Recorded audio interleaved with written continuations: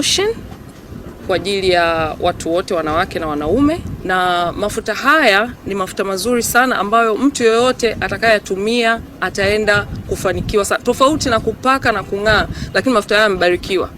Kama mnavyojua sasa hivi hakuna kitu ninachoweza kufanya kwenye maisha yangu bila kumshirikisha Mwenyezi Mungu. Kwa hata mafuta haya nimewekea maombi mno. Kwa hiyo yote ambaye atatumia mafuta haya Mwenyezi Mungu atambariki na ataona makubwa sana kwenye maisha yake.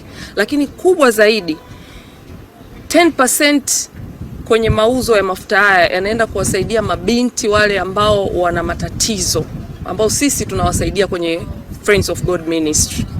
Kwa hiyo hao mabinti nimekuwa nikiwasaidia sana kwa muda mrefu, lakini watu baadhi walikuwa wanaendelea kunichangia kwa ajili ya kuwasaidia mabinti. So tulikuwa kama group letu wa Friends of God, tukakaa tukawaza, tukafikiri, tukasema 10% ya mafuta haya itaenda kuwachangia hao mabinti. Kwa hiyo wewe utakaponunua mafuta haya hautakuwa tu umeng'aa au utabarikiwa tu, utabarikiwa double. Wanasema ukiwa karibu na Mungu unabarikiwa double. Kwa hiyo unakuwa umeenda kuwachangia hao mabinti ambao wanaishi kwenye mazingira magumu.